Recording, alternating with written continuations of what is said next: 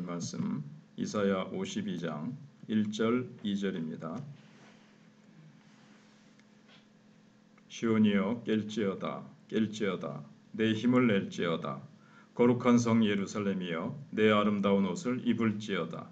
이제부터 할례받지 아니한 자와 부정한 자가 다시는 내게로 들어옴이 없을 것임이라. 너는 티끌을 털어버릴지어다. 예루살렘이여 일어나 앉을지어다. 사로잡힌 딸 시온이여 내 목의 줄을 스스로 풀지어다. 아멘.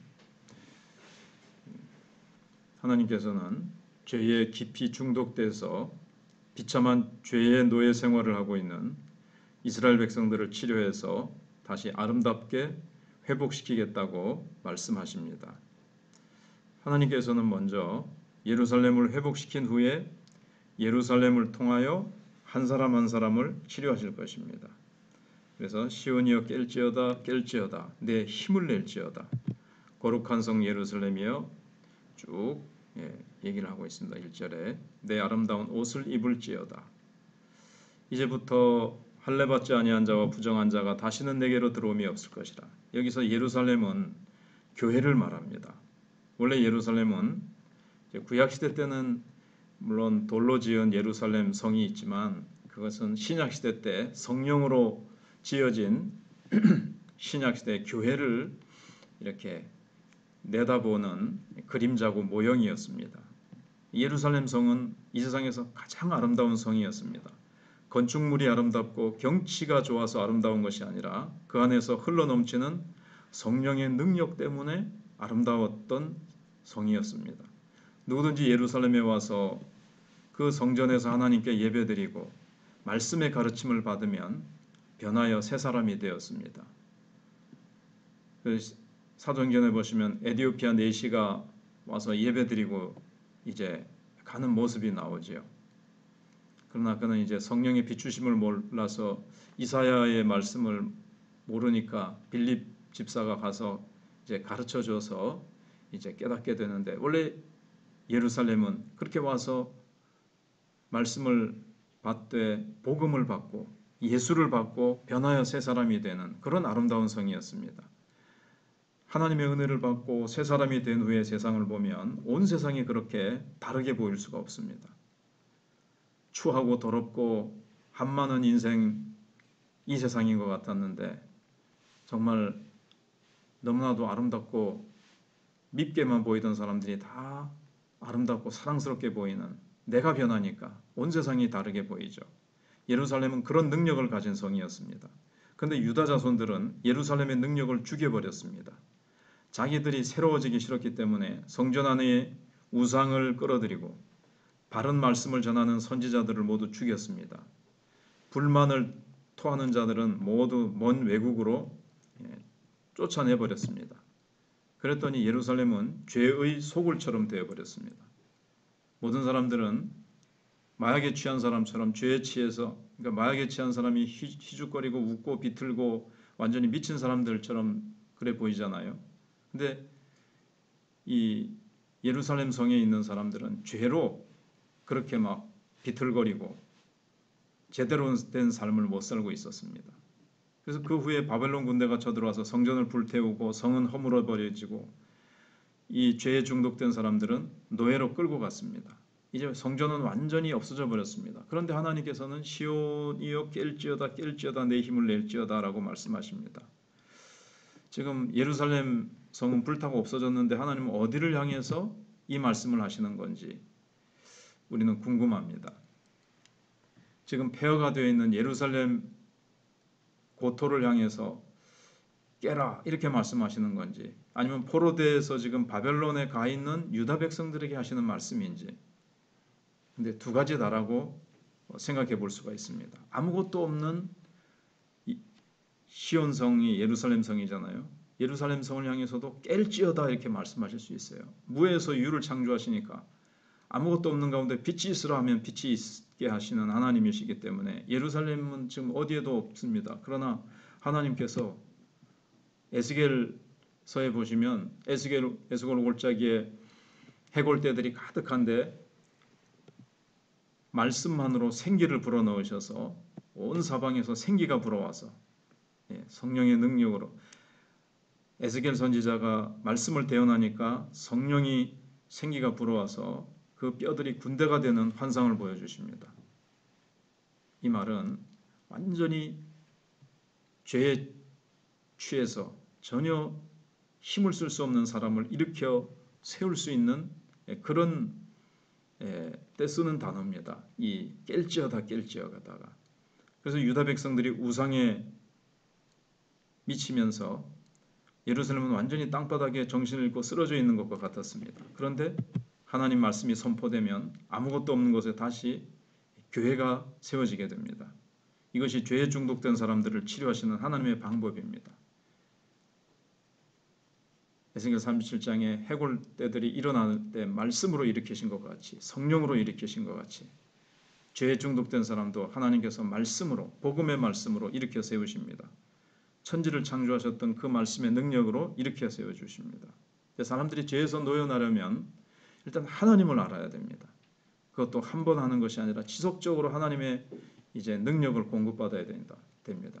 한 번 이렇게 세워진 것으로 되는 게 아니고 그럼 또 다시 세상으로 가기 쉽습니다. 또 죄에 중독되어 있던 사람이기 때문에 하루아침에 되는 게 아니라 하루아침에 일어나지만 지속적으로 하나님의 말씀을 공급받아야 됩니다. 그런데 하나님께서 그렇게 하시기 위해서 먼저 잠자는 교회를 깨우십니다. 거룩한 성 예루살렘이여 내 아름다운 옷을 입을지어다.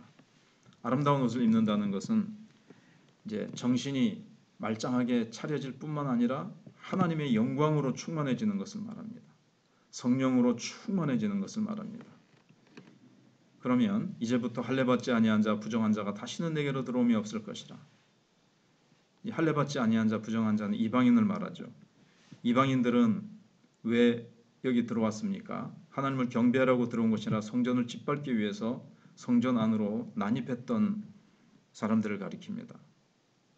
근데 성전을 더럽히는 게 이방인이 먼저 들어와서 더럽힌 게 아니라 유다 백성들이 먼저 자신들의 죄로